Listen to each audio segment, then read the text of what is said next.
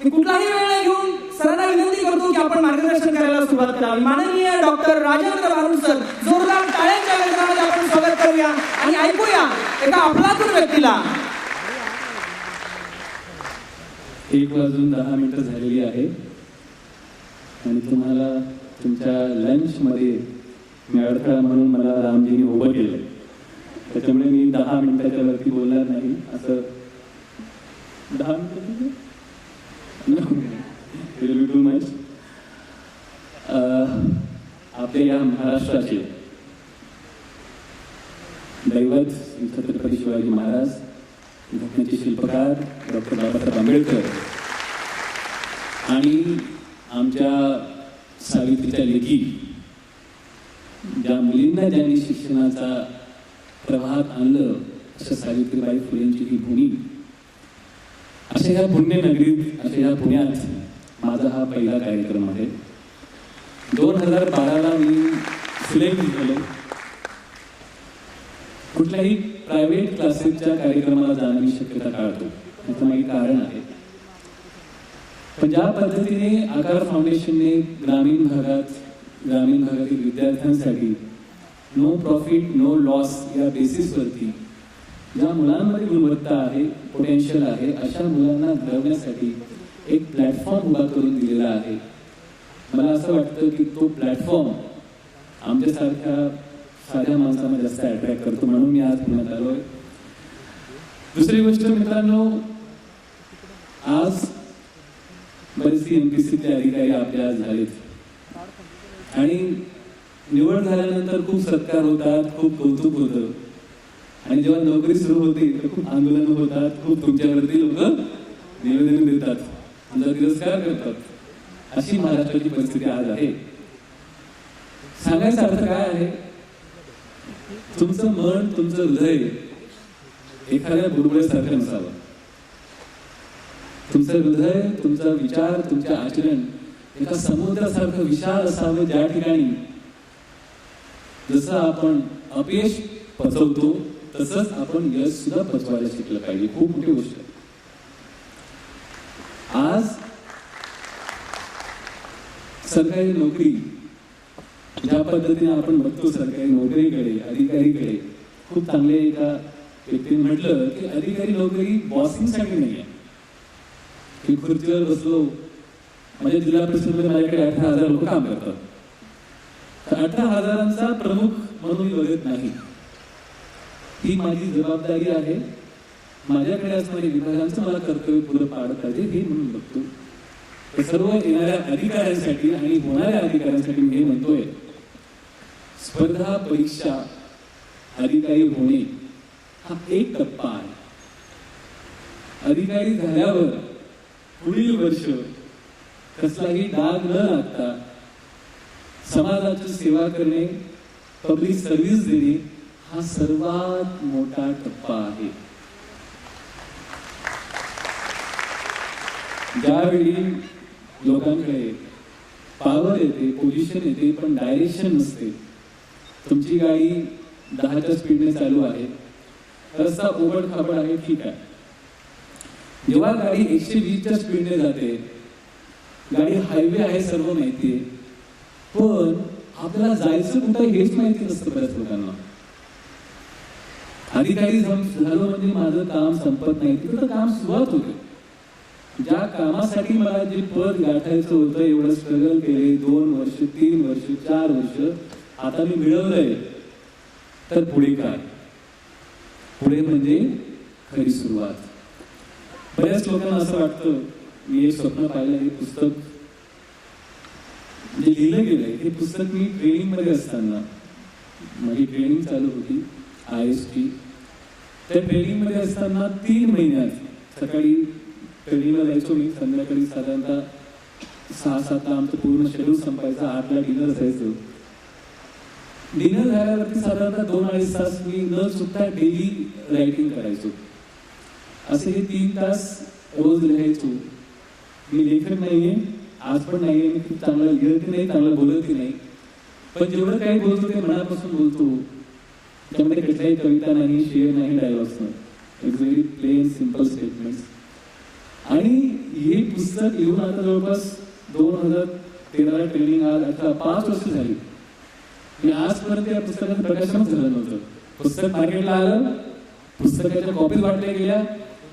प्रथम आवृत्तीच आतापर्यंत चालू आहे, त्याच्या मोर दॅन 90,000 कॉपीज, मी कालचा आकडा घेतला, 90,000च्या वरती कॉपीज विकल्या गेल्या आहेत प्रथम आवृत्तीच्या. सेकंड एडिशन अजून मिळाली नाहीये. सांगायचं काय अर्थ मित्रांनो, एखादी गोष्ट जेव्हा आपण प्रांजळ मनाने शुद्ध हेतूने करतो, तुम्हाला कसलाही एफर्ट घ्यायची गरज लागत नाही, ती गोष्ट ऑटोमॅटिक होत जाते. बऱ्याच लोकांना हे वाटतं की माझ्या आयुष्यामध्ये मी खूप स्ट्रगल्स केले, खूप चॅलेंजेस घेतले. असं काही नाही. इनफॅक्ट मी माझ्या आयुष्यामध्ये अपयश काय असतं हे अजूनपर्यंत बघितलं नाही. म्हणजे MBBS ला असेल ऍडमिशनच्या वेळी मला त्यावेळी 12th नंतर 200 पैकी 194 गुण होते, 194 मार्क्स, 97% मार्क होते. आणि I got admission from open quota, not from ST quota. Internship चालू असताना व्हाईल डुईंग इंटर्नशिप MBBSच्या डिग्री हातामध्ये मिळायच्या आत मी UPSC पास झालो होतो. सो आय पर्सनली फील की माझ्यापेक्षा जे लोकांनी अपयश घेतलेली आहेत, ज्या लोकांनी स्ट्रगल केलेलं आहे, त्यांचं मनोगत खऱ्या अर्थाने जास्त आमच्या पोरांसाठी इम्पॉर्टंट आहे. माझ्या लाईफचा फक्त एकच भाग आहे ज्याबद्दल मी आज बोलणार आहे, तो म्हणजे सकारात्मक दृष्टिकोन. तुमच्या आयुष्याकडे तुम्ही कसं बघता त्या पद्धतीने तुमचं आयुष्य हे घडत जातं. आज पुण्यासारख्या शहरामध्ये प्रचंड प्रायव्हेट क्लासेस आहेत. जसं मी बोललो, मी आजपर्यंत एकही पुण्याला मला खूप इन्व्हिटेशन येतात, मी कधीच आलो नाही. बिकॉज मला मुलांना धडपडायचं नाही. स्पर्धा परीक्षाचं जे गाजर आहे ते दिसायला खूप छान वाटतं, लाल सगळं पण खूप गोड वाटतं. पण जे स्ट्रगल्स, जे कॉम्पिटिशन, जी स्पर्धा आहे, दरवर्षी लाखो मुलं बसतात आणि हार्डली MPSC मध्ये 100-200, PSI STI मध्ये काही 200-300 आणि बाकीच्या एक्झाम्समध्ये. तर मी रामजींना विनंती करेल, आपण एक्झाम घेतात, एक्झाम घेतल्यावरती मुलांना पहिला प्रश्न आपण विचारायचा, what is your real passion? तुझी खरी आवड काय? तुझा आजूबाजूचा मुलगा MPSC करतोय, शेजारी पाजारचा मुलगा MPSC पास झाला, तुझे वडील सांगतायत, आई सांगतायत म्हणून अधिकारी व्हायचंय, तुला नेमकं काय व्हायचंय? MPSC UPSC करता 2-3 गोष्टी लागतात. सर्वात पहिली गोष्ट तुमची इनर पॅशन, की मला पब्लिक सर्व्हिस मध्ये जायचंच आहे. For what? To implement public policy in a better way. Number 2, you have to have a minimum level of good intelligence. मी प्रत्येक शब्द खूप विचारपूर्वक वापरतो आहे. Minimum level of good intelligence, maximum level नाही.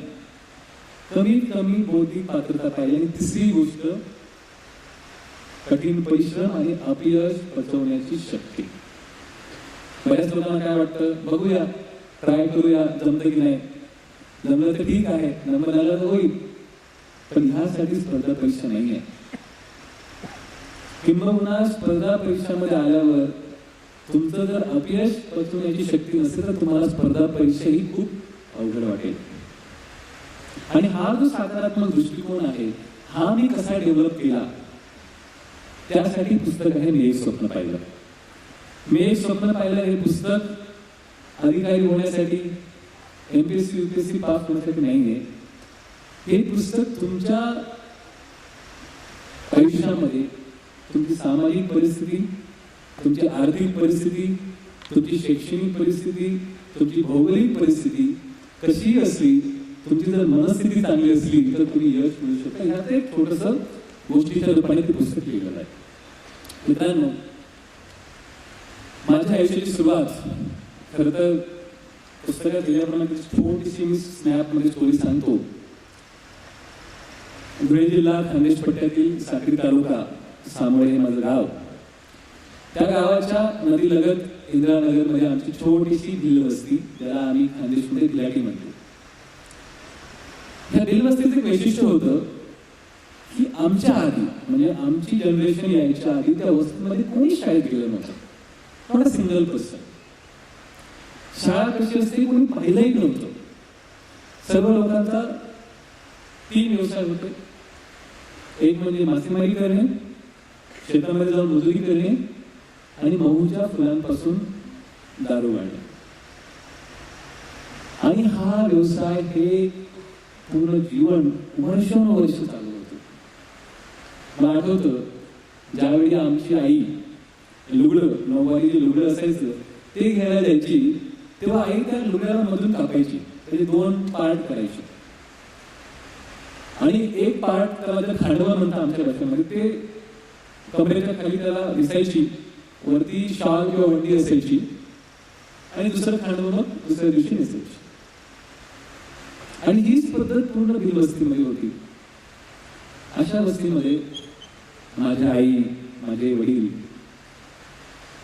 ते एक जामण्यापाडा नावाचं एक छोटंसं गाव होतं, तिथून ते स्थलांतरित झाले आणि नदीच्या किनारी एक उसाच्या पानाची, जे आपण ऊस कापतो ते पानं उरतात, त्या पानापासून एक झोपडी बनवली.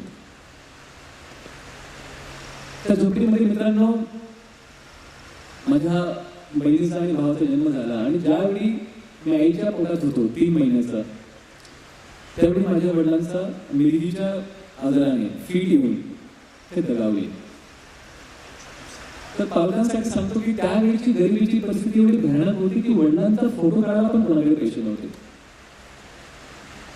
आणि माणूस मेल्यानंतर त्याचा फोटो काढावा लागतो आठवण म्हणून, हे सुद्धा लोकांना माहिती नव्हतं. मला वाटतं मी पहिला आयस असेल त्याने वडिलांना जिवंतही पाहिलं नाही आणि फोटो पण पाहिलं नाही. वडिलांना चेहरा पाहू शकलो नाही. 3 महिन्याच्या आईच्या पोटात होतो.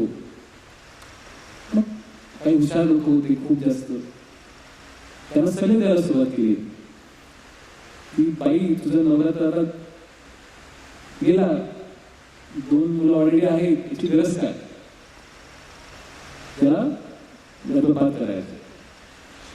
मग त्यावेळी माझी दुसरी आई, म्हणजे आम्ही त्याला मोठमाई म्हणतो, माझ्या आईची बहीण मावशी, ती पुढे येऊन म्हटली की जर तुमच्याकडून ह्या येणाऱ्या बाळाचा सांभाळ होत नसेल तर सांभाळ मी करते. पण कुठलेही बाळ पोटात असताना किंवा मारणं हे खूप मोठं पाप आहे. कुठलेही बाळ हे देवाची देणगी असते.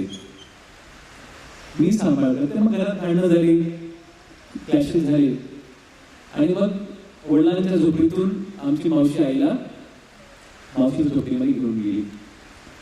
आणि त्या झोपडीमध्ये माझे काका, मावशी, त्यांची 2 मुलं, आमचे आजोबा, आजी, आमचे मामा 6 महिने यायचे, 6 महिने नसायचे, आणि आई, आम्ही 3 भावंड. अशा एका झोपडीमध्ये शेणाने साडीचं बेडरूम नाही, किचन रूम नाही, काहीच नाही. एक पानाची साडी झोपडी 10 बाय 10 फूटची. तिथं आम्ही 10 लोक राहायचो, खूप आनंदाने, खूप गुण्या गोविंदाने. मित्रांनो त्या झोपडीला जन्म झाला आणि एखादं चिटपाखरू जसं म्हणतो, तिघड लावलेला मुलगा, कुठेतरी एखादं वासरू कळपातून जसा वेगळा चालतो, तसं एखादं कोणतरी नवीन पोरग, लहानसं पोरग तिघड लावलेली चड्डी घालून एखादी पाठी घेऊन शाळेत जात असायचे. नाहीतर इथे एरवी सर्व दारू पिणारे लोक किंवा मजुरी करणारी माणसं. ज्या लहानपणी माझी सर्व आधी सांगायच्या त्या गोष्टी, मी 6-7 महिन्याचा असायचो आणि उद्याची भाकरी कशी मिळेल ह्यासाठी रोजचा स्ट्रगल करावा लागायचा. तर माझी आई, माझी मावशी मजुरीला जायची आणि आजी दारू प्यायची. आणि ज्यावेळी मला झोळी टाकून आई निघून जायची, त्यावेळी मी आईच्या दुधासाठी टाहू फोडायचो, रडायचो. आणि त्या रडल्यामुळे येणाऱ्या ग्राहकांना त्रास व्हायचा.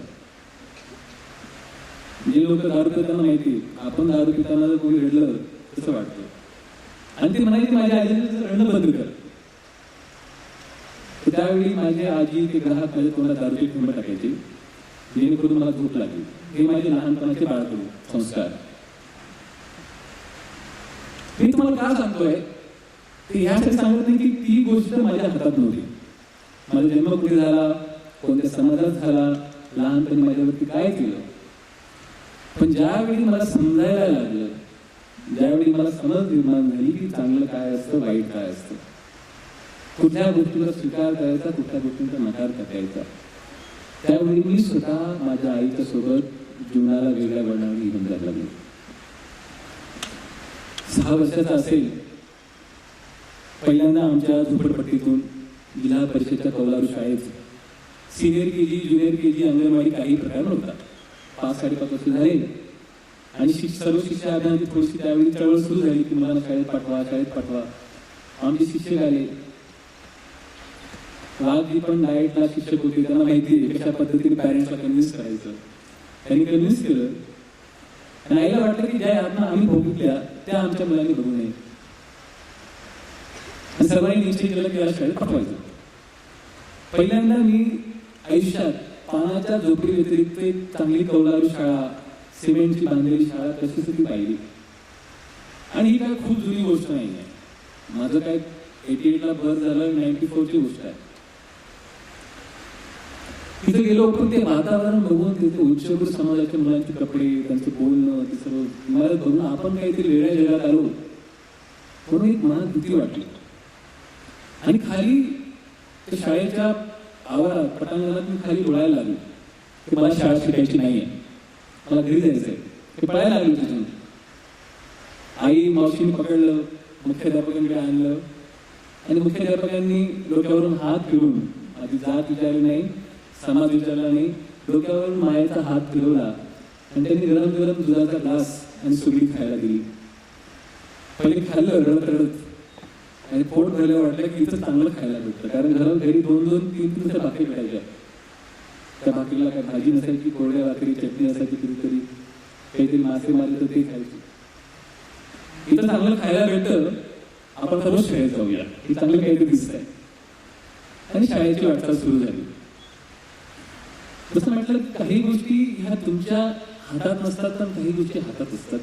तर मी माझ्या आयुष्यामध्ये काही 2-3 प्रिन्सिपल्स लहानपणापासूनच न कळत आहे, त्याला प्रिन्सिपल म्हणतात न कळत आहे, दिलेली गोष्ट त्याच दिवशी कोणत्याही परिस्थितीत पूर्ण करणे. नंबर 1. नंबर 2, कुठलीही कमिटमेंट आपण दिली, एक बार मैंने जो कमिटमेंट कर दी तो अपने आप की भी सुनता. हा डायलॉग खूप नंतर आला. तशी माझी वृत्ती होती. काही जरी झालं, घरी लाईट नव्हते, चिमणीला वाकेल नसायचं, 6च्या आत काही जरी झालं तरी दिलेला होमवर्क पूर्ण करायचंच. आणि ह्या सर्व गोष्टीमध्ये झालं काय, मला खूप काही सत्कार, सन्मान विमान नाही मिळाला. मी शिक्षकांचा फेवरेट होती.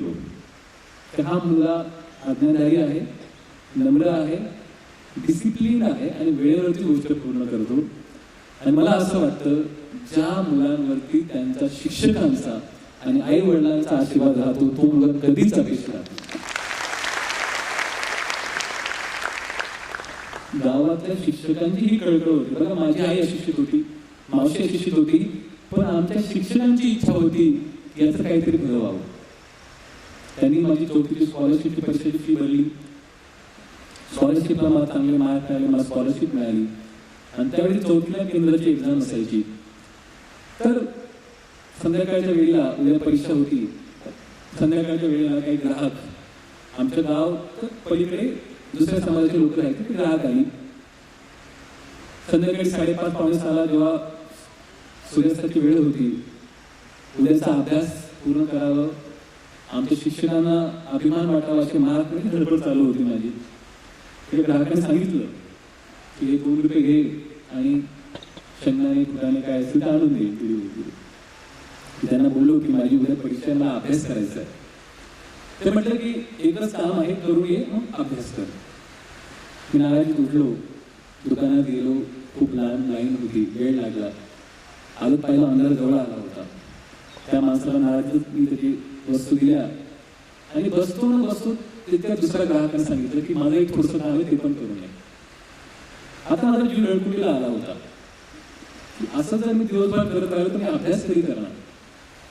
मी रागात बोललो, रडत बोललो की मला नाही जायचंय, मला अभ्यास करायचा. आणि त्या माणसाने एक वाक्य बोलला, अरे तू बिलाचा पोरगा आहेस, तू शिकून पुढे डॉक्टर कलेक्टर होणार आहेस, जा काम कर.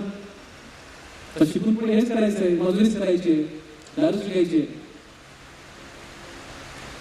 ते शब्द ऐकले मित्रांनो, माझ्या डोळ्यात टसकन पाणी आलं की आपण कुठल्या समाजात जन्म घेतला हे आपल्या हातात आहे का. समाजात जन्म घेणं, कुठल्या घरी जन्म घेणं आपल्या हातात नाही. मग हे लोक माझी काय विटंबना करतायत. फिरत आईकडे गेलो आणि आई म्हटली, आईने ऐकले शब्द ते की माझा बी पोरगे येतील, डॉक्टर कलेक्टर होईल. आणि मित्रांनो, जसं म्हटलं, काही गोष्टी इनर व्हॉइस असतात, काही गोष्टी कमिटमेंट असते. ते शब्द नियतीने खरे ठरवले. मी डॉक्टरी झालो, MBBS होऊन, आणि आता IAC झालो, कलेक्टर म्हणण्यासाठी. मला असं वाटतं, ज्या लोकांना अभ्यास करताना त्यांच्या आई वडिलांचा घामाने डबडबलेला चेहरा दिसतो, आई वडिलांचे कष्ट दिसतात, ते लोक सरळ मार्गाने चालतात. स्ट्रेट माझं हे गोल आहे, इकडेच जायचंय, मध्ये कुठेही ब्रेक नाही, मध्ये कुठेही डायव्हर्जन नाही. जेवढेही स्पर्धा परीक्षा करणारे नवीन आलेले पुढे आहेत, तुम्ही समोर देवी देवतांचे महापुरुषांचे फोटो पण लावू नका. हे बऱ्याच लोक थापा मारतात. आपण किती महापुरुषांना भेटलोय? खरे महापुरुष आपल्या घरात आहेत, आपले आई वडील जे आपल्यासाठी लढतायत, जे आपल्यासाठी कष्ट करतायत, ते खरे महापुरुष आहेत ना. तुम्ही फक्त एवढा आठवा, समोर आई वडिलांचा फोटो ठेवा आणि फक्त अभ्यासाला बसताना, आज माझ्या वडिलांनी शेतीमध्ये जाऊन नांगरणी केली असेल, आईने दिवसभराचं काम करून वडिलांसाठी भाकरी घेऊन गेली असेल, उन्हामध्ये घाम गाळत असेल, मला वाटतं तुमचा अभ्यासाचं जे पर्सेंटेज ते अजून 3 पट वाढेल, जर ती भावना तुमच्या मनात असेल. तुम्ही शिक्षकांबद्दल बोलत होतो, चांगले शिक्षक काय करू शकतात. लहान मुलाला, मी लहान होतो, मला काही माहिती नव्हतं, 5वीला गेलो त्यावेळी नवोदय विद्यालयाची परीक्षा होती आणि शिक्षकांचा लाडका असल्यामुळे 2 फॉर्म आले. माझा त्यांनी फॉर्म भरला. त्यावेळी बाळजी त्यांनी माझा फॉर्म भरला, फॉर्मची किंमत मला माहिती नाही, त्यांनी माझे फोटो काढले, फोटोची किंमत मला माहिती नाही. त्यांनी मला पूर्ण वर्षभर शिकवलं, 1 रुपयाही न घेता. परीक्षा सेंटरला घेऊन आले, मी परीक्षा देतो कशी ते मला माहिती नाही. मी परीक्षा देऊन आलो, घरी आलो, निकाल लागला, 9वीला पास झालो आणि तिथून माझ्या आयुष्याची एक नवी वळण सुरू झाली. Central board, CBSE, central board of secondary education, Navodaya Vidyalaya, जिल्ह्यात एक शाळा असते, या ठिकाणी पुढचे 6वी ते 12वी CBSE बोर्डामध्ये फ्री ऑफ कॉस्ट, राहणं, खाणं, पिणं, पुस्तक, कपडे, सर्व गोष्टी. हे मला नंदुरबार जिल्ह्यातील अक्कलकोट नवोदयमध्ये आणि 11वी 12वी जालना जिल्ह्यातील परतूर नवोदयमध्ये मिळालं. 10वी आणि 12वीला गणित आणि विज्ञानमध्ये 100पैकी 95% मार्क होते. 12वीला टॉपर होतो मी शाळेमध्ये, 90% मार्क होते PCMB बोर्डात आणि त्याच्यानंतर मी CET एंट्रन्स दिली तर 97% मार्क होते. हा सर्व कालावधी माझा ग्रामीण भागात गेला. म्हणजे माझ्यापेक्षा जरी लोक थोडेसे रिच असतील पण 10%, 15%, 20% मी फरक समजू शकत होतो. तर पहिल्यांदा मी MBBSला मुंबईच्या महानगरीत गेलो. महाराष्ट्रातील सर्वात top most medical college, saint James medical college, KM hospital Mumbai, ज्या ठिकाणी महाराष्ट्राच्या कानाकोपऱ्यातून सर्वात क्लीन मुलं येतात. जे पुढे 12वी असते त्यांना माहिती असेल, 12वी केल्यानंतर पास आउट होणार आहे. जसं मुंडाबाई MBBS हॉल असतो, तसं आमचं 180 मुलांची बॅच होती फर्स्ट इयरची. पहिल्या कॉलेजच्या वर्षाचा पहिला दिवस आणि कुठं लेक्चर आहे तेच मला कळलं. सर्व इंग्रजीमध्ये लिहिलेलं आणि सर्व इंग्रजीत बोलणार आणि मी पॅरागॉन स्लीपर, साधी पॅन्ट आणि वरती 50-60 रुपयाचा टी-शर्ट. त्यामुळे कसलाही नवीलापणा नव्हता. कसं तरी हॉल सापडवला आणि अशा पद्धतीने मुलं बसली होती. लेक्चर सुरू झालं, कॉलेजचे डीन गायडन्स करत होते आणि मी घाबरत दरवाजा उघडला आणि खाली मान करून वर जायला लागलो, जेणेकरून लोकांना आवाज होऊ नये. त्यामागचा हाच प्रांजळ उद्देश होता, लोक डिस्टर्ब होऊ नये. तर माझं नशीबच खोटं, ते पॅरागॉन स्लीपरचा आवाज यायला लागला, फड फड फड फड, आणि सर्व लोकांचं सर्व सायलेंट क्लास माझ्याकडे बघायला लागला. हे कुठलं गाव वाटलं, येडपट आले पुढे गाव उशीर आला. हे तिरस्काराच्या एक हीनतेच्या भावनेने पाहिलं. त्यांच्याबद्दल चूक म्हणणार नाही, कारण मला अवतारी तसाच होता. आणि मी जेव्हा मागे बसलो तेव्हा माझ्या मनात खूप वेगवेगळ्या भावना यायला लागल्या की आपण आलो तर खरं इथे निभाव लागणार की नाही आपला. एवढ्या चांगल्या कॉलेजमध्ये एवढे सर्व रिच मुलं आहेत, सर्व इंग्रजी एकदम हायफाय बोलतात, आपल्यासाठी मराठी बोलता येते नीट. अशा परिस्थितीत आपण निभाव लागेल का? जेव्हा मी कोपऱ्याच्या सीटमध्ये बसलो तेव्हा माझ्या शेजारचा मुलगाही जरा 2 इंच बाजूला सरकून गेला की माझ्या शेजारी कोण येऊन बसले. त्यावेळी मित्रांनो सकारात्मक दृष्टिकोन कसा असतो याचे उदाहरण आहे.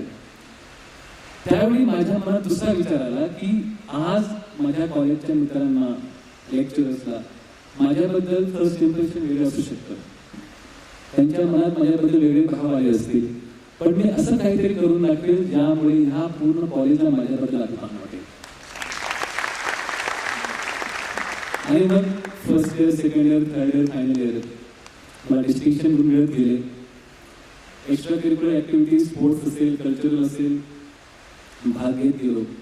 आणि 2012 साली मला कॉलेजचा बेस्ट स्टुडंट अवॉर्ड मिळाला. आणि सांगायचं मनोदय काय आहे, कॉलेजमध्ये खूप सारे अट्रॅक्शन असतात. Mobile gadgets, branded jeans, branded shoes. मुलं कंपनी कोणती ठरवायची, सर्कल कोणतं ठरवायचं हे तुमच्या शूजने, तुमच्या कपड्यांनी, तुमच्या घड्याळीने, तुमच्या मोबाईलने ठरवतात. तुमचे विचार कसे आहेत, तुमचा स्वभाव कसा आहे, तुमची प्रवृत्ती कशी आहे ते ठरवत नाही. तर एक मोठा भाऊ या तुम्हाला सजेशन देतो, तुम्ही कशा पद्धतीने कंपनी ठेवतात, सभोवताल तुमचे मित्र परिवार कसा ठरवतात, कसे ठेवतात, याच्यावरून तुम्ही कसे आहात हे सिद्ध होतं. तुमचं मन समुद्रासारखं जर विशाल असेल तर तुम्ही जेन्युइनिटी, जेन्युइननेस, चमक नाही, जे खरं आहे तेच व्यक्तीसोबत संबंधित होतात. मला खूप चांगलं वाटतं की असे चांगले मित्रही मला मिळाले. ते खूप साधे घरातून आले होते, शांत स्वभाव होता, पण एक इच्छा होती काहीतरी वेगळं करायचं. मी आज IAS झालो, माझे सर्व मित्र कोणी MD झालाय, कोणी MS झालाय, कोणी ऑर्थोपेडिक झालाय, कोणी रेडिओलॉजिस्ट झालाय. आमच्या फ्रेंड सर्कलमध्ये एकही मुलगा असा नाही जो MBBS वर थांबला. कारण का, माझा स्वभाव असा आहे, तर स्वभाव हा कॉन्टेजियस डिसीज असते. तुमच्या सभोवतालच्या मुलांचा स्वभाव तसा होत जातो. आणि माझे जेही 5-6 मित्र जवळचे होते, आम्ही सर्व एकाच दृष्टीने विचार करायचो. कधी मुलीला जाणं नाही, चौपाटीला फिरणं नाही, खूप तपश्चर्या म्हणून नाही.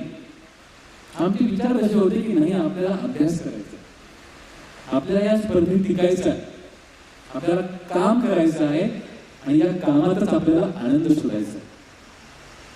मी जेव्हा मध्ये बोललो की listen your passion, listen your inner core voice, हे म्हणताना मला सांगायचं तात्पर्य हे होता की जेही तुम्ही काम कराल त्या कामामध्ये तुम्हाला आनंद मिळाला पाहिजे. जर नाही मिळालं तर भविष्यामध्ये तुम्हाला IAS सुद्धा खूप मोठं दडपण वाटतं, IPS सुद्धा खूप मोठं बर्डन वाटतं. कामात आनंद शोधायला शिका. करिअर गायडन्स मध्ये मी जेव्हा माझ्या जिल्ह्यात लोकांना गायडन्स करतो, सिंपल गोष्ट आहे, दुसरा माणूस तुम्हीच जाऊ दे, तो IAS होतोय काय, IPS होतोय काय, पोलीस त्याच्या भाषणाने प्रभावित होऊ नका. मला काय करायचं आहे, मला एक खूप चांगला पालक व्हायचा, मला एक खूप चांगला मुलगा व्हायचा, मला एक खूप चांगला म्युझिशियन व्हायचा आहे, आर्टिस्ट व्हायचा आहे, बिझनेसमॅन व्हायचा आहे, एक खूप चांगला पत्रकार व्हायचा, खूप चांगला वक्ता व्हायचा आहे. माझी ही पॅशन आहे, माझी ही आवड आहे, ती मला करायची. मित्रांनो, तुम्हाला 2 मिनिटं जरी भाकरी मिळाली ना तरी तुम्ही खुशी राहणार. पण एखादी गोष्ट जबरदस्तीने, एक मेंढपाचा कळप चाललाय, दिल्लीला 1.5-2 लाख पुरा अभ्यास करताय, पुण्याला करताय, म्हणून मी पण करेल, असं जर केलं तर हातामध्ये पश्चाताप आणि दानिशिवाय दुसरं काहीच राहणार नाही. So think very carefully, choose very carefully, think very nicely what you have to do. एक खूप सुंदर वाक्य आहे, I hope everybody is at peace. I hope if you are depressed, you are in past. You must be in past. तुम्ही काय विचार करत असणार. If you are anxious, तुम्ही जर चिंतित असाल तर you are in future. If you are happy and peaceful, you are in present. And present is also called gift. वर्तमानात जगायला शिका. आज माझी काय, प्रत्येक व्यक्तीचा ऐकू वेगवेगळा असू शकतो, प्रत्येक व्यक्तीचा परिश्रम वेगळा असू शकतं, पण तुमचा दृष्टिकोन जर सकारात्मक असेल तर जगातला प्रत्येक व्यक्ती हा आनंदी राहू शकतो. जगातला प्रत्येक व्यक्ती IAS IPS होऊ शकत नाही, प्रत्येक व्यक्ती हा डॉक्टर इंजिनियर होऊ शकत नाही, प्रत्येक व्यक्ती हा सो कॉल्ड सक्सेसफुल होऊ शकत नाही, पण आपल्या नजरेमध्ये आपण यशस्वी आणि आनंदी आयुष्य जगू शकतो. सिंपल गोष्ट आहे, जगण्याचा दृष्टिकोन बदलावा, जग बदलेल. मी माझ्या आयुष्यामध्ये आजपर्यंत कधीच, माझ्या आईने शिकवलं, आजपर्यंत कधीच कोणाकडून कसलीच अपेक्षा नाही केली, कधीच नाही. जी काय अपेक्षा केली आहे ती स्वतःकडून, मी काय देऊ शकतो, मी काय करू शकतो. बऱ्याचदा आपण काय विचार करतो की माझ्या आई वडिलांनी माझ्यासाठी काहीतरी करायला पाहिजे, माझ्या शिक्षकांनी काहीतरी करायला पाहिजे. अरे ऑलरेडी त्यांनी खूप काय करून ठेवलंय. आता ही आपली जबाबदारी आहे की या समाजाला, ह्या देशाला, ह्या राज्याला काहीतरी द्यायची गरज आहे. खूप सुंदर वाक्य आहे विन्स्टन चर्चिलचं, don't ask what your country had given to you, ask yourself what you had given to your country. या राज्याने, या देशाने तुम्हाला काय दिलंय हे विचारू नका, तुम्ही या देशाला काय दिलंय हे विचारा. मला असं वाटतं ही भावना जर आपण आपल्या मनात ठेवली तर तुमच्या आयुष्यामध्ये कुठेतरी सकारात्मक दृष्टिकोनातून एक वेगळं जग दिसायला मिळेल. मित्रांनो, माझी इंटर्नशिप संपली 2012ला. 2011ला MBBS फायनल इयर संपलं. 4.5 वर्ष MBBS लागतात, 6 महिने बाकी डॉक्युमेंटरी वर्क असतं, 1 वर्ष इंटर्नशिप असते. आणि कुठलीही स्पर्धा परीक्षा द्यायला तुम्हाला मिनिमम तुमचं क्वालिफिकेशन आहे की तुम्ही ग्रॅज्युएट पाहिजे. तेव्हा माझं वय 23 वर्ष होतं, 18 वर्षाला 12वी, 6 वर्षांमध्ये MBBS, 24 वर्षाला MBBS पूर्ण होतं. ज्यावेळी मी लायब्ररीत बसलो होतो अभ्यास करत, PGचा 17 मार्चचा दिवस होता. बघा, आयुष्यामध्ये जर तुमचा दृष्टिकोन कसा असेल तर कसं जग बदलतं. 2012च्या एक्झामला फर्स्ट टाइम CSAT पॅटर्न हा आला होता, फर्स्ट टाइम. आणि त्यावेळी एक्झाम सुद्धा मॅन्युअली फॉर्म भरायची होती, त्याच्यानंतर ऑनलाईन झाली. माझा एक मित्र आला, सिनियर होता, चांगला ओळखीचा होता.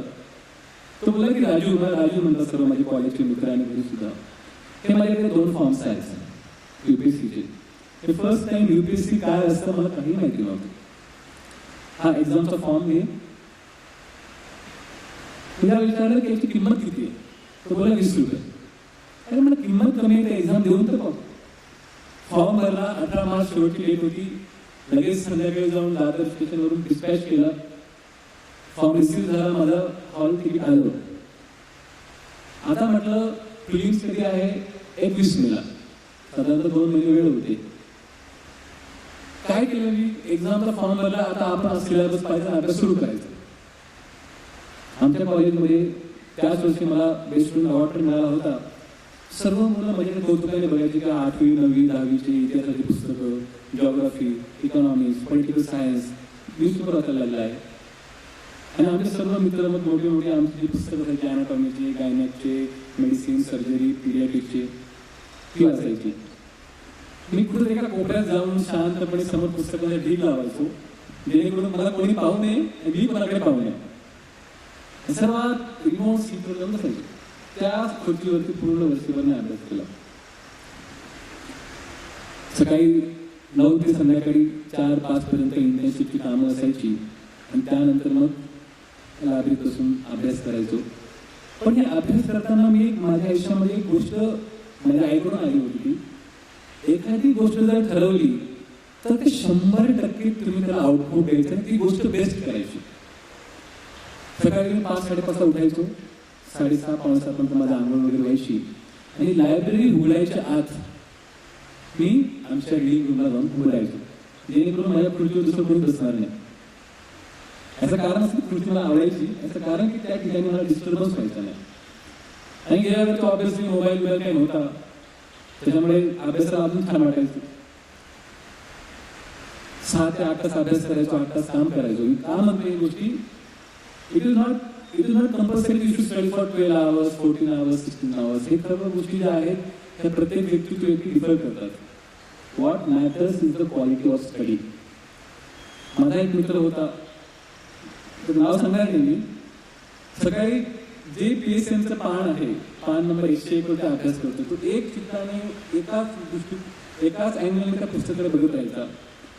दुपारी आलो पेज नंबर 101, रात्री आलो पान नंबर 101.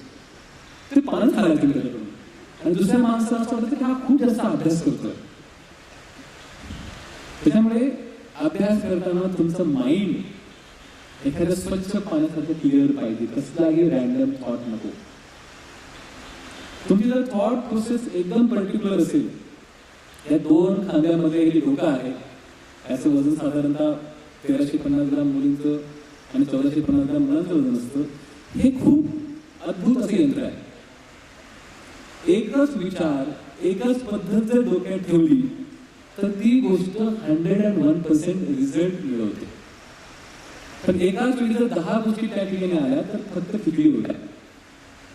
सो मेक शुअर की अभ्यास करताना एक ध्येय, एक उद्दिष्ट, एक थॉट डोक्यात ठेवायचे. आणि ज्याही गोष्टी तुम्हाला तुमच्या अभ्यासापासून, उद्दिष्टापासून डायव्हर्ट करतील, मग ते मित्र असो की मैत्रिणी असो, त्यांना राम राम करायचा. आणि focus on study, focus on target. 2 महिन्यात क्लीन दिली. आणि त्यावेळी GS आणि CSAT दोघांचे मार्क कंबाईन होते. CSAT त्यावेळी क्वालिफाईंग नव्हता. तर मला 10वी 12वीला चांगला गणिताचा आणि इंग्लिशचा अभ्यास असल्यामुळे CSATला खूप चांगले मार्क मिळाले आणि GSला बिलो ॲव्हरेज मार्क मिळाले. पण दोघांची टोटल मिळून मी प्रिलिम पास झालो. आनंद वाटला. पण पुढे काय, कारण कसलंही कोचिंग नव्हता, कुठलंही गायडन्स नव्हतं, कोणाचं मार्गदर्शन पण ऐकलं नव्हतं. मग परत सिनियरकडे गेलो, ज्यांनी मला फॉर्म दिला होता, तोही पास झाला होता. त्याने म्हटलं मी पॉलिटिकल सायन्स विषय घेतोय. मी पण घेतलं पॉलिटिकल सायन्स. कारण का, दुसरं मला कोणीच मटेरियल देणार नव्हता. त्याच्याकडचं जे स्टडी मटेरियल होतं ते मी जेव्हाच केलं. परत 6 ते 8 तास काम, 6 ते 8 तास अभ्यास आणि 9 पेपर मेन्सचे दिले. मेडिकल सायन्स आणि पॉलिटिकल सायन्स हे 2 विषय निवडले. त्याचा निकाल मार्च 2012 लागला. मला त्यावेळी देशात सर्वात जास्त मेडिकल सायन्समध्ये मार्क होते, आउट ऑफ 600 सम 385. आणि त्यामुळे मी मेन्सही पास झालो. पण सर्वात मोठा प्रश्न होता की माझ्याकडे डिग्री सर्टिफिकेटच नव्हतं. माझी इंटर्नशिप चालू होती. जसं म्हटलं की तुमच्या मनात जर एखादी प्रबळ इच्छा असेल तर सर्व गोष्टी जोडून येतात. आणि मला आनंदाने सांगायला लागतं की त्या वर्षी मी फर्स्ट टाइम यशोदामध्ये जाऊन 1 दिवस मॉक इंटरव्ह्यू दिला होता. I really give credit to Yashoda. आणि मला त्या मॉक इंटरव्ह्यूचा फायदा असा झाला की इंटरव्ह्यू पॅनलमध्ये मी पूर्ण नवीन होतो, मी कधी कुठे बोललो नव्हतो. तर I got outstanding marks, 210 marks out of 300 आणि क्वालिफाईड इन फर्स्ट अटेम्प्ट. 4 वेळा निकाल लागला की पहिल्या प्रयत्न कशी पास झालो. माझ्याकडे डिग्री सर्टिफिकेट नव्हती, पण फक्त इंटर्नशिप कम्प्लिशन सर्टिफिकेटच्या आधारावरती मी बॉन्डवरती लिहून दिलं की निकाल लागल्यानंतर 1 महिन्याच्या आत जर मी देऊ शकलो नाही तर मी अनक्वालिफाईड किंवा डिस्क्वालिफाईड म्हणून कन्सिडर करावे. आणि पॅनलने ते ॲक्सेप्ट केलं. आणि आय गॉट अ जॉब. सर्वात महत्त्वाची गोष्ट होती, मला जॉब मिळाला. आता आमच्या घरामध्ये, आमच्या गावामध्ये कोणीतरी नोकरदार माणूस होता आणि तो कोणी नव्हता, तो IPS होता. माझं फर्स्ट सिलेक्शन झालं होतं IPS मध्ये.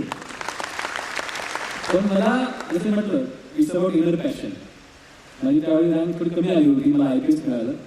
बट माझी इनर पॅशन होती की मी कोणाला शिवीगाळ करणे, कोणाला त्या पाठीवर दंडा मारणे, कोणाला सॅल्यूट ठोकणे किंवा लॉ अँड ऑर्डर हे माझा पैलू नव्हता.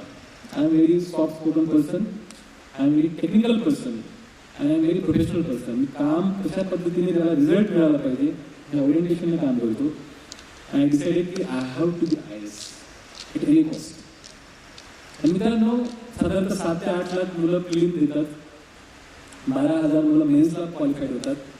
अराउंड 2,500 to 2,000 इंटरव्ह्यूला क्वालिफाईड होतात. त्यापैकी 900 ते 1,000 मुलांची मेरिटला यादी लागते. 24 सर्व्हिस असतात वेगवेगळ्या, IAS, IPS, foreign service, railway, customs, income tax. पहिल्या 100 दिवसांना IAS मिळतं, नंतर IPS, नंतर foreign service, depending upon the preference. मला बऱ्याच लोकांना ऑलरेडी माहिती आहे. त्या सिलेक्ट झालेल्या IAS पैकी दरवर्षी महाराष्ट्रामध्ये 7 ते 8 लोक येतात. त्या 7 ते 8 पैकी 2/3 लोक हे आउटसाइडर असतात, नॉन महाराष्ट्रीयन. 1/3 हे इनसाइडर असतात. आणि मला त्या 2 ते 3 मुलांमध्ये यायचं होतं. तरच मी महाराष्ट्रामध्ये, माझ्या मातृभूमीमध्ये ज्या ठिकाणी वाढलो त्या ठिकाणी सेवा देऊ शकलो असतो. मला अत्यंत आनंद होतो की पहिल्यांदा जेव्हा मला सिलेक्शन झालं त्यावेळी महाराष्ट्रामध्ये वॅकन्सी नव्हती, म्हणून मी परत भगवंतांना नेहमी आभार मानतो की सेकंड अटेम्प्टला मला चान्स मिळाला, त्यावेळी महाराष्ट्रामध्ये वॅकन्सी निर्माण झाली आणि मला महाराष्ट्रामध्ये होम कॅडरला IAS म्हणून पोस्ट मिळाली. तर म्हणून मी जेव्हा स्टार्टिंगला वाक्यामध्ये बोललो की माझ्या आयुष्यामध्ये तक्रारीसाठी जर एक कारण असेल तर माझ्या आयुष्यामध्ये ग्रेटफुलनेससाठी, माझ्या आयुष्यामध्ये धन्यवाद देण्यासाठी 100 गोष्टी देवाने दिल्या. माझ्या मुलांचा मी चेहरा बघू शकलो नाही, पण भारत स्वतंत्र झाल्यापासून आणि स्वातंत्र्य व्हायच्या आधी, इंडिया स्वातंत्र्य व्हायच्या आधी ICS सर्व्हिस होती, इंडियन सिव्हिल सर्व्हिस, आणि त्याच्यानंतर इंडियन ऍडमिनिस्ट्रेटिव्ह सर्व्हिस IAS नाव झालं. ह्या पूर्ण पिरियडमध्ये महाराष्ट्रातून एकही शेड्यूल्ड ट्राईब आदिवासी मुलगा IAS झाला नव्हता आणि तो बहुमान मला मिळाला. फर्स्ट ट्रायबल, रिअल ट्रायबल, खरा आदिवासी जो जंगलात डोंगरात राहतो, तो आज भारतीय प्रशासकीय सेवेमध्ये राहून 18 ते 20 हजार कर्मचाऱ्यांचा एक पूर्ण जिल्हा सांभाळतो आहे, तिथं काम करतो आहे. आणि संधी देण्याचं काम डॉक्टर बाबासाहेब आंबेडकर यांनी केलं. म्हणून खरंच त्यांच्याबद्दल, त्यांच्या स्मृतीबद्दल आज जेवढेही मागासवर्गीय लोक असतील, कोणी असेल, त्यांचे जेवढेही आभार मानले तेवढे कमी आहेत. मित्रांनो, मी फक्त शेवटची गोष्ट सांगेन, माझं भाषण संपवतो. लहानपणाचे दिवस होते त्यावेळी पाऊस खूप जोरदार पडायचा, 7-8 दिवस मुसळधार पाऊस नॉनस्टॉप. आणि आमचं घर एकदम नदीच्या जवळ असल्यामुळे बऱ्याच वेळा नदीला पूर यायचा आणि आमची झोपडी वाहून जाते की काय अशी भीती वाटायची. पावसाचे दिवस होते, थेंब थेंब पाणी घरामध्ये पडत होतं, शेणाने सारलेलं घर, खूपच वास येत होता. आणि मग आमच्या आजीने, आईने, मावशीने ठिकठिकाणी बादल्या लावल्या, तगारी लावली, भांडी लावली पाणी घेण्यासाठी. पण विजेचा कडकड आणि पावसाचा आवाज आम्हाला झोप येईना. थोडी चिमणी लावली, आमच्या घरातली शहाणी मंडळी घराच्या बाहेर झोपायची, पण पावसामध्ये मग सर्व लोक दाटीने घरात झोपायचे. चूल चालू होती, शहाणी मंडळी घरामध्ये ते चूल शेकत बसली होती आणि आम्ही लहान लहान पोरं झोपण्याचा प्रयत्न करत होतो. माझं माइंड आधीपासूनच थोडंसं चंचल होतं. मी प्रत्येक गोष्ट कोण कसं बोलतंय, कोण कसं वागतोय, माझं ऑब्झर्वेशन खूप करायचं. काका मावशी बोलत बसली होती, आई होती, काका म्हटले की बघ एवढा पाऊस पडतोय.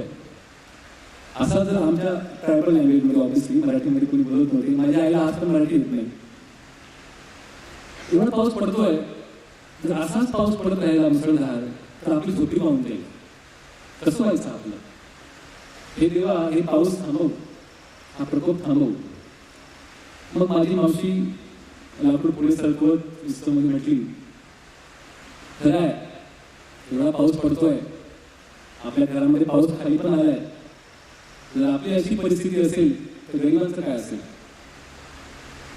मावशी काय बोलली, आपली अशी परिस्थिती असेल तर गरिबांचं काय असेल. म्हणजे आमची लोक कधी स्वतःला गरीब समजतच नव्हती. आणि हीच गोष्ट मी पूर्ण आयुष्यभर ठेवलं की कधीच कोणाकडून 1 रुपयाची कधी मदत मागितली नाही. गव्हर्नमेंट स्कॉलरशिप, माझ्या मेरिटवरती प्रायव्हेट स्कॉलरशिप, MBBSचं admission merit through, best student award, first अटेम्प्टमध्ये qualification without coaching, without classes. आणि म्हणून मला असं वाटतं की माणसाची परिस्थिती कशी असली, त्याची मनस्थिती चांगली असली तर माणूस हा विजय नक्कीच संपादन करू शकतो. एवढं बोलून रामजी, माझे शेवटचं वाक्य आहे, गरिबी ही माणसाच्या परिस्थितीत नसून माणसाच्या मनस्थितीमध्ये असते. आपण स्वतःला किती गरीब समजतो हे आपल्या विचारांवर दिसायचं असते. सर्व मुलांना, या आकार फाउंडेशनच्या पूर्ण टीमला एक खूप चांगलं मार्गदर्शन सेंटर आहे, एक खूप चांगली डेडिकेटेड टीम आहे. मी सर्वांना शुभेच्छा देतो आणि माझं हे छोटंसं लांबलेलं भाषण संपवतो. धन्यवाद. जय हिंद, जय भारत.